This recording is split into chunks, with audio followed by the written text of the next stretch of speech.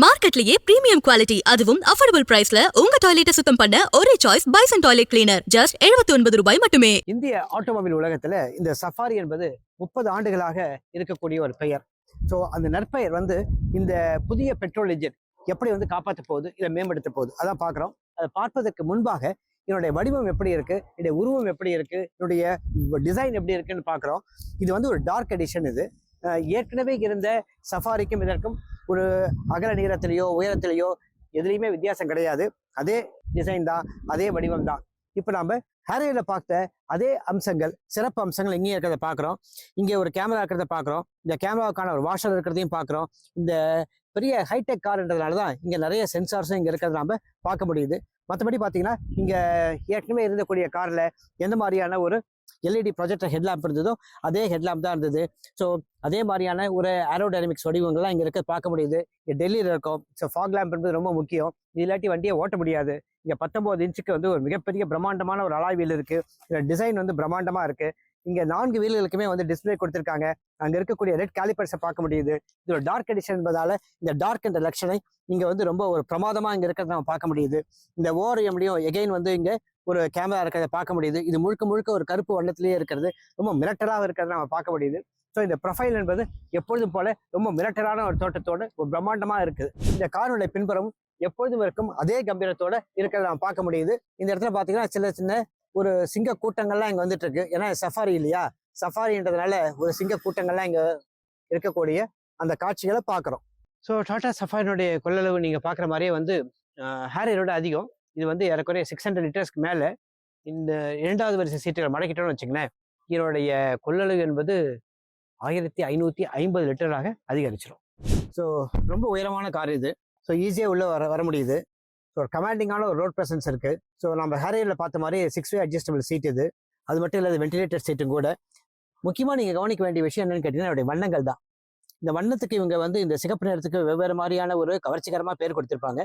But ரோஜாவை எந்த பெயர் கொண்டு அழைத்தால் என்ன, ரோஜா ரோஜா தான் என்பதை போல இந்த சிகப்பு வண்ணம் என்பது ஒரு ஸ்போர்ட்டியான ஒரு லுக்கை கொடுக்குது. அதுவும் இந்த சிகப்பும் கருப்பும் சேர்ந்து இங்கே இருக்கக்கூடிய அந்த ஒரு ஒளி கலவை இருக்குல்ல, அது ரொம்ப பிரமாதமா இருக்கு. அதுவும் இல்லாம இங்க இருக்கக்கூடிய கருப்பு வண்ணம் என்பது வுடன் டிசைன்லயும் இருக்கு. ஸோ அதுதான் வந்து இந்த காருக்கு ஒரு ப்ரீமியம்னஸை கொடுக்குது. இந்த டாடா சஃபாரி இருக்குல்ல, இதுல நம்ம ஹைப்பீரியான் டாடா ஹேரியர்ல இருந்த பல அம்சங்கள் இங்க பார்க்க முடியுது. குறிப்பாக இந்த இன்னர் ரியர்வியூ மிரர் இருக்குல்ல, இது ஆக்சுவலாக வந்து ஒரு டேஷ்கேமாவும் செயல்படுறதை நம்ம அங்கே பார்த்தோம். அதே செயல்பாடுகளாக இங்கேயும் இருக்கு.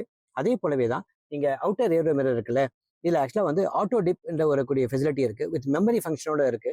ஸோ இது ஒரு நல்ல அம்சம். அது மட்டும் கிடையாது, இங்கே நம்ம ஹேரியரில் பார்த்த போலவே 10 ஸ்பீக்கர்கள், JBL ஸ்பீக்கர்ஸ் இருக்கு. டால்பி அட்மாஸ் இருக்கு. டால்பி அட்மாஸோட இந்த 10 JBL ஸ்பீக்கர்களும் இயங்கும் போது வரக்கூடிய இசை என்பது பிரமாதமாக இருக்கும். ஹேரியரில் பார்த்தது போலவே இங்கே ஒரு ஆர்கேட் இருக்கு. இந்த ஆர்கேட்ல நமக்கு தேவையான ஜியோ ஹாட்ஸ்டார்ல இருந்து பலவிதமான ஒரு ஆப்ஸ் இருக்கிறது நம்ம பார்க்க முடியும். ஹேரியர்ல இருந்த அதே voice operated sunroof, panoramic sunroof இதுலயும் இருக்கு. Hi Tata, say a command. Open the sunroof. Sure, opening sunroof. மற்றபடி நம்ம ஹேரியர்ல பார்த்த மாதிரி ஒயர்லெஸ்ஸாகவே நம்ம ஃபோனை வந்து இதை கனெக்ட் பண்ணிக்க முடியும். So Android auto, apple CarPlay போன்ற வசதிகள் இது இருக்கு. ஸோ ஏர் ஃபில்டரும் இங்கே இருக்கு. அதே போலவே நம்ம இங்கே ஸ்டேரிங் இருக்கு இல்லையா, இந்த ஸ்டேரிங்ல ஆக்சுவலாக வந்து ஒரு ஒளிரக்கூடிய வகையில், டாட்டாவுக்கே உரிய வகையில் இந்த ஸ்டைலில் இந்த டி என்ற முத்திரையோடு இந்த ஸ்டேரிங் இருக்கிறது நான் பார்க்குறோம். இந்த 14.5 இன்ச் கொண்ட இந்த தொடுதிரை இருக்கு இல்லையா, இந்த தொடுதிரை கீழே ஒரு ஃபிஜிட்டல் அப்படின்னு சொல்லக்கூடிய அளவில் ஃபிசிக்கலாகவும் டிஜிட்டலாகவும் இருக்கக்கூடிய இந்த தொடுதிரை இங்கே இருக்கிறதையும் பார்க்குறோம். இந்த தொடுதிரையை வச்சு நம்ம இங்கே இருக்கக்கூடிய இந்த குளிர்ச்சியும் ஏசியும் நம்ம கட்டுப்படுத்த முடியும். இது டியூயல் ஜோன் ஏசி கொண்டது. ஃபாஸ்ட் சார்ஜர் ஒன்று இருக்கு. 65 வாட்ஸ் கொண்ட ஒரு சி டைப் சார்ஜருக்கான போர்ட் ஒன்று கொடுத்துருக்காங்க. அதே போலவே இங்கே ஒரு ஒயர்லெஸ் சார்ஜருக்கான வசதி இருக்கிறது நான் பார்க்குறோம். இந்த இடத்துல இந்த நாப் இருக்கு இல்லையா, இது வந்து ஆக்சுவலாக வந்து டெரைன் என்ன டெரைன்ல வச்சு ஓட்ட போகிறோன்றது முடிவு பண்ணக்கூடிய இந்த ரோட்டரி நாப் இங்கே இருக்கு. இது ஆக்சுவலாக திரும்பவும் நம்ம பார்த்த மாதிரி தான். இப்போ இந்த ஹைப்பீரியான் இன்ஜின் இருக்கு இல்லையா, இந்த இன்ஜினோடு இயங்கக்கூடியது என்பது இந்த 6 speed icing transmission gear box தான் இது. ஸோ இதனுடைய நாப்ன்றது ரொம்ப நன்றாக இருக்கிறது. இதை ஒட்டி நீங்கள் electronic parking brake with auto hold facility இருக்கிறத நான் பார்க்க முடியுது. இந்த வண்டியில் ஹேரியரில் என்னென்ன வந்து சேஃப்டி ஃபீச்சர்ஸ் பார்த்தோமோ அதே அடாஸ் லெவல் 2 இங்கே இருக்குது. இந்த வண்டியும் ஆக்சுவலாக வந்து குளோபல் என்கேப்லையும் சரி, பாரத் என்கேப்லையும் சரி 5 நட்சத்திரங்கள் வாங்கிய கார். ஸோ ஃபீச்சர்ஸ் அப்படின்னு நான் பார்த்தோம்னா இல்லை ஐரா, அதாவது நம்மளுடைய ஐரா ஆப் வந்து நம்மளுடைய டாட்டாவுடைய ஐரா ஆப் நம்மளுடைய ஸ்மார்ட் ஃபோனில் இருக்கும் பட்சத்தில் நம்ம இந்த காரை ரிமோட்டாகவே இயக்க முடியும். அதே போலவே டயக்னைஸ் பண்ண முடியும். அது எங்கே இருக்குன்ற மாதிரி லொக்கேஷன் பேஸ் சர்வீசஸும் இதில் நாம் அவைல் பண்ணிக்க முடியும். அடுத்ததாக இங்கே இருக்கக்கூடிய ஒரு ஆம்ரெஸ்ட்டை பார்க்குறோம். இந்த ஆம்ரெஸ்ட்ன்றது வந்து ஸ்லைடிங். ஸோ இது ஒரு வசதி. இதுக்கு அடியில் ஒரு சின்ன ஸ்டோரேஜ் ஸ்பேஸும் கொடுத்துருக்காங்க. அதோட 12 வோல்ட்டுக்கு ஒரு பவர் அவுட்புட் இருக்கிறது நம்மளால பார்க்க முடியுது. அதன் பக்கத்தில் 2 கப் ஹோல்டர் இருக்குது. நம்ம ஹேரியர்லேயே பார்த்த போலவே இது சஃபாரிலையும் முன்வரிசையில் இருப்பதுன்றது வந்து வென்டிலேட்டட் சீட்ஸ் தான். முன்வரிசை மட்டும் இல்லை, பின் சீட்லேயே இருக்கிறதும் இங்கே வென்டிலேட்டட் சீட்ஸ் தான். இந்த டிரைவர் சீட் என்பது 6-வே அட்ஜஸ்டபிள் சீட்னா, டிரைவருக்கு பக்கத்தில் இருக்கக்கூடிய இந்த சீட்ன்றது 4-வே அட்ஜஸ்டபிள் சீட். அது மட்டும் கிடையாது. இப்போ 2வது வரிசையில் இருக்கக்கூடிய பயணிகளுக்கு உதாரணத்துக்காக ஓனர் உட்காந்துருக்கார் அப்படின்னு வச்சுங்களேன், இந்த சீட் காலியாக தான் இருக்கும் பல சமயங்கள்ல. அப்படி இருக்கும்போது அந்த ஓனர் என்ன பண்ணலான்னு கேட்டிங்கன்னா, இங்கே இருக்கக்கூடிய இந்த பாஸ் மோடுன்னு ஒன்று இருக்குது. இது ஆக்சுவலி இங்கே டச் பண்ணோம்னா முன்னோக்கியோ பின்னோக்கியோ இதை செலுத்த முடியும். இந்த காரினுடைய பின்பக்க இருக்கைகள் இதை பார்த்தீங்கல்ல, இந்த டிரைவர் சீட் என்பது முழுக்க முழுக்க நம்மை நோக்கி வந்து பின்னோக்கி தான் இருக்குது. பட் இருந்தாலும் கூட நமக்கு வந்து சௌகரியமாக இங்கே உட்கார முடியுது. குறிப்பாக நமக்கு இது பிடித்த விஷயம்னு கேட்டீங்கன்னா ஹெட்ரெஸ்ட் தான். இந்த ஹெட்ரெஸ்டோடைய வடிவம் வந்து ரொம்ப அழகாக மட்டும் இல்லை, பயனுள்ளதாக ரொம்ப சௌகரியமாக இருக்கிறதெல்லாம் பார்க்க முடியுது. ஸோ இந்த இடத்துல ஒரு ஹேண்ட் ரெஸ்ட் இருக்குது, கப் ஹோல்டர் கொடுத்துருக்காங்க. ஸோ அதே போலவே பின்வரிசை பயணிகளுக்காக இங்கே 65 வாட்ஸ் கொண்ட ஃபாஸ்ட் சார்ஜர், அதாவது 2 சி டைப் சார்ஜர் போட்டு இருக்கிறது நம்ம பார்க்க முடியுது. ஸோ இங்கே இருக்கக்கூடிய சன் பிளைண்ட் இருக்குல்ல, இப்போ வெயில் உரிச்சு எடுக்குது. காலையில் பார்த்தீங்கன்னா பனி அப்படி இருந்தது, ஆனால் இப்போ வெயில் உரிச்சு எடுக்குது.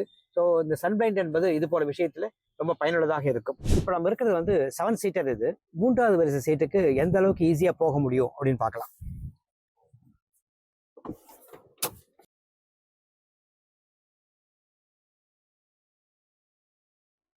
ஸோ இந்த அளவுக்கு ஈஸியாக நம்ம உள்ளே போயிடலாம், செட்டில் ஆகிடலாம்.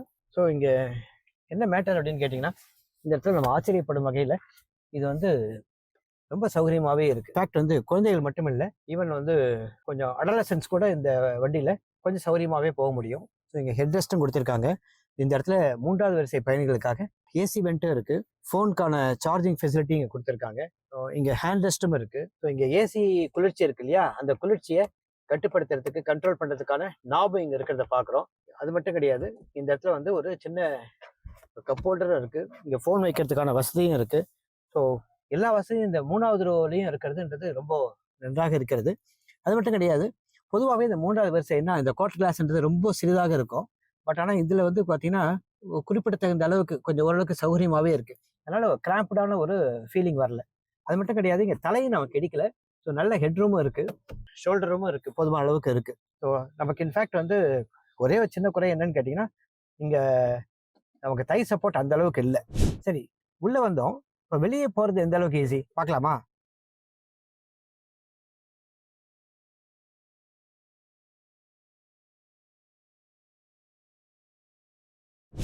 டாடா சஃபாரி 4 சிலிண்டர்கள் கொண்ட 1.5 லிட்டர் கெப்பாசிட்டி கொண்ட ஹைப்பீரியான் கேசலின் டைரக்ட் இன்ஜெக்ஷன் கொண்ட இந்த இன்ஜின் இந்த டாடா சஃபாரியில் எப்படி செயல்படுது அப்படின்னு பார்த்துட்டு இருக்கோம். நம்ம ஏற்கனவே சொன்னதை போல ஹேரியரில் இருப்பதை போல தான் இங்கே எக்ஸ்ட்ரா டிஃப்ரெண்ட் டிரைவிங் மோட்ஸ் இருக்குது. இப்போ சிட்டியில் தான் வச்சு ஓட்டிகிட்டு இருக்கோம். இந்த சிட்டி மோடில் இது எப்படி ஓட்டுது அப்படின்னு எப்படி வந்து இயங்குது அப்படின்னு தான் நான் பார்த்துட்டு இருக்கோம். இந்த காரை ஓட்டுவதற்கு முன்பாக நமக்கு இருந்த ஒரு அபிப்பிராயம், ஒரு எண்ணம் என்ன அப்படின்னு நம்ம கேட்டிங்கன்னா, இது வந்து ஹேரியரோட கொஞ்சம் எடை கூடுதலான வண்டி, ஒரு 150-180 கிலோகிராம் அளவுக்கு எடை கூடுதலான வண்டி இது. ஆகையால் இது வந்து கொஞ்சம் பர்ஃபார்மன்ஸ் அடி வாங்கும் அப்படின்னு நினச்சோம். ஆனால் சர்ப்ரைசிங்லி இதில் என்ன ஆச்சரியம்னு கேட்டிங்கன்னா, இது வந்து நம்மளுடைய பார்வையில், நம்மளுடைய அனுபவத்தில் இது வந்து ரொம்ப பெப்பியாக இருக்குது. அதாவது ஹேரியரோடவும் 150-180 கிலோகிராம் அதிக எடை கொண்ட இந்த கார் பர்ஃபார்மன்ஸில் அதுக்கு ஈக்குவல் அப்படின்னு சொல்றதை விடவும் அதுக்கு மேலேயே வந்து செயல்படுறதை பார்க்குறோம். இதுக்கு இன்னொரு முக்கியமான காரணம் என்று நான் நினைப்பது என்னன்னு கேட்டிங்கன்னா, என்னுடைய வெளிப்படுத்தக்கூடிய சக்தி என்பது ஹேரியரில் எப்படி வந்து 168 HP அளவுக்கு சக்தியையும் ஒரு 280 நியூட்டன் மீட்டர் அளவுக்கு டார்க்கையும் வெளிப்படுத்துச்சோ, அதே போலதான் இந்த ஹைப்பீரியான் இன்ஜினை இங்கேயே டியூன் பண்ணியிருக்காங்க. எடை சற்றே அதிகம் என்றாலும் கூட இது என்ன பண்ணியிருக்காங்கன்னு கேட்டிங்கன்னா, இந்த இன்ஜின் இருக்குல்ல, இந்த இன்ஜினோட எடை வந்து ஒரு 80 கிலோகிராம் அளவுக்கு குறைச்சிருக்காங்க. ஸோ அது கூட இதனுடைய செயல்பாட்டுக்கு உதவியாக இருக்குமா என்னன்னு தெரியல. பட் இருந்தாலும் இதை டியூன் பண்ணியிருக்கக்கூடிய விதம் என்பது இது வந்து ரொம்ப சிறப்பாக செயல்பட வைக்குது.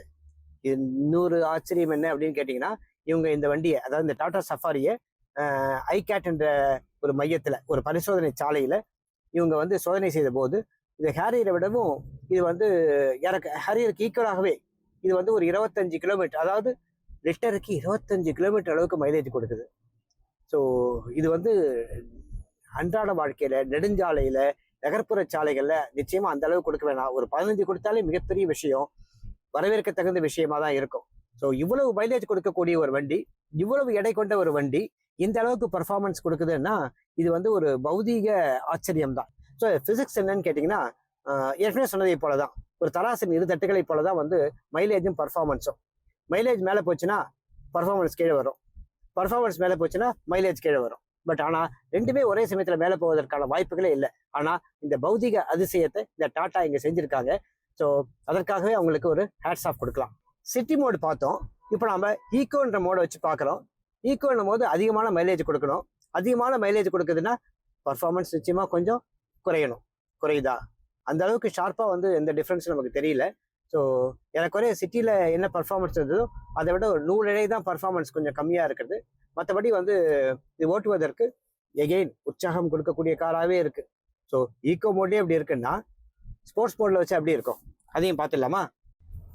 இப்போ நம்ம ஸ்போர்ட்ஸ் மோடில் வச்சு நம்ம இந்த காரை ஓட்டிகிட்டு இருக்கோம். ஸோ எகெயின் பார்த்தீங்கன்னா வந்து ஒரு குறிப்பிடத்தகுந்த அளவுக்கு இதில் வந்து ஒரு சர்ஜ் ஆஃப் பவர் இங்கே இருக்கிறத நம்ம பார்க்க முடியுது.